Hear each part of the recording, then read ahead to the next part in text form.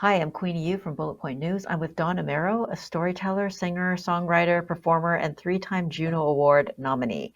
Don is of Cree and Métis heritage and applies his skills on the stage to his advocacy work within Indigenous communities and beyond. Last fall, Don delivered his latest EP, Nothing Is Meaningless. Don has made appearances on shows including The Marilyn Denis Show, ET Canada, Etalk, and Your Morning. Don recently released Ain't Too Late, the lead single off of his forthcoming EP set for release in 2023. Don, welcome to Bullet Point News. Yeah, thanks for having me. Appreciate it. Thanks, Don. You performed at the Stouffville Holiday Market. I loved the way that you connected with the audience in between songs. What did you think of Stouffville?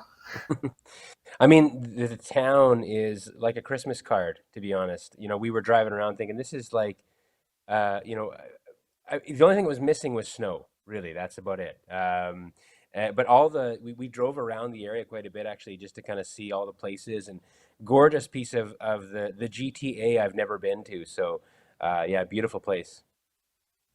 Great, thank you. Um, you have a great sense of humor. When did your love for music begin, and how did you start performing publicly?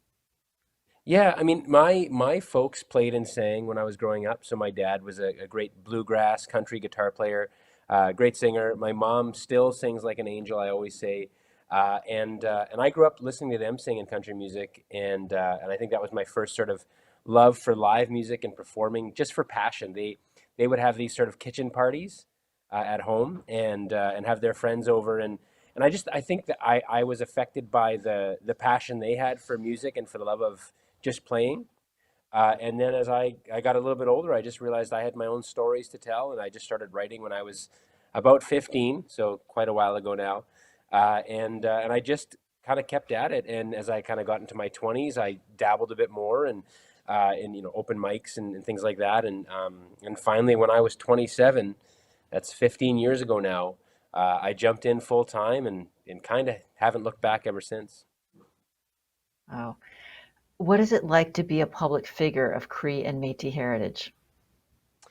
It's interesting. I think, my connection to the Indigenous communities and having a voice that is trying to amplify the issues that Indigenous people face in this country.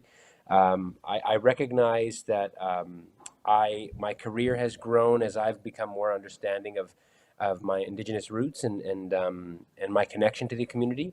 And I feel like there's a responsibility to be a voice for change in the things that I think are important, not just only to me, but I think all Canadians need to be aware of. And I feel like as my popularity has grown and my platform has expanded, I do feel this sense of responsibility to not only promote the things that I'm doing, but also promote the good things that I'm hoping that we can work towards as a country. So that's definitely been a big part of my story and my trajectory over the last few years. You have a podcast and video series about overcoming adversity. Could you tell us about some of the challenges that you have overcome? Yeah, I mean, a big one for me was, as I was growing up and my family life kind of went into shambles. My mom and dad split up, and it was a pretty hard breakup. I mean, it never is divorce easy, but it was a real lot of fighting.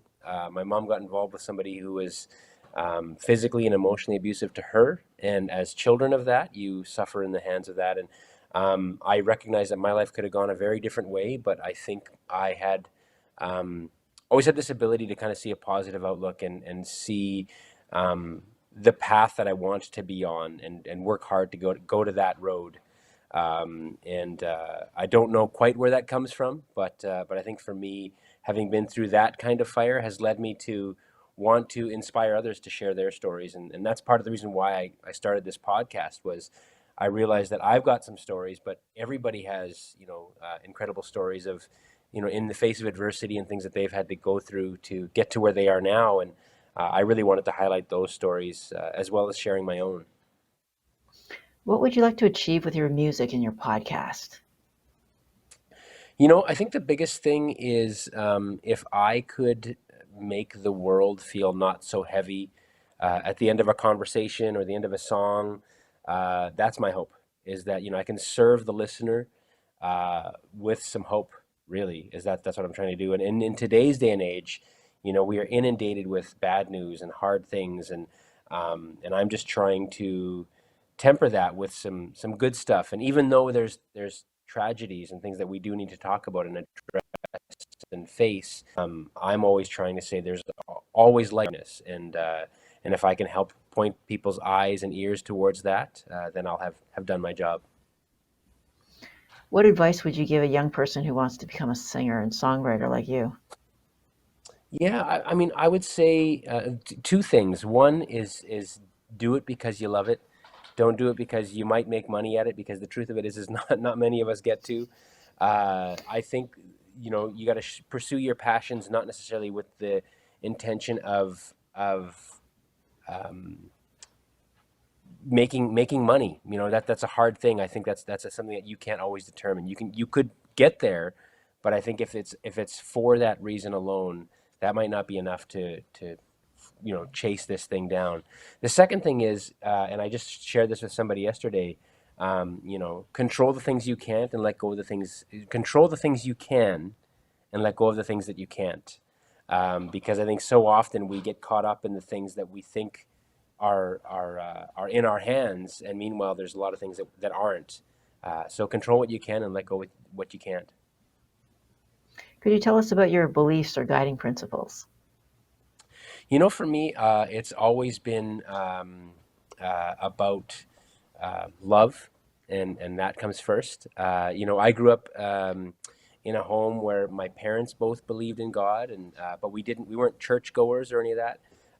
But I think that's been a big part of my life and my trajectory. I've always believed in something greater than myself, and that there is a divine work in play here. And I think that causes me to, um, again, work with an attitude of service of others, and hopefully help people see that light I was talking about earlier. You talked about the challenges that you've experienced in your life. How do you reconcile that with, you know, God, the existence of God? I think we're never guaranteed that this part of our journey, is going to be easy or perfect or without blemish. That's my understanding, and I think we live um, in a world that is not perfect, and I don't expect it to be, and I think I can make peace with that, and I recognize that for me it's a place that I've always sort of lived in that place of peace in a way, where I'm okay with things not always working out, um, and I think that's really the heart of it, is just being understanding that this is not going to always work out. We're still going to have to deal with tragedy and death and hardships in our lives, um, and I think understanding that has helped me kind of face the things that are hard, um, without living in this place of anger or frustration or feeling like, why me, God? That's definitely been not been part of my language in all this. Don, where are you performing next in the upcoming weeks or months? Yeah, well, I mean, I've got my big annual Christmas show here in Winnipeg, where I'm from,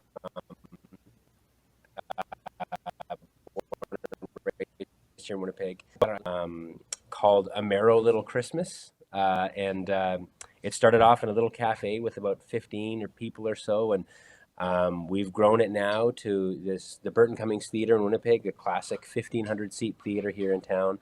And we're doing our best to pack that place out and get all the people in the seats. It's going well so far, and so that's happening December 17th.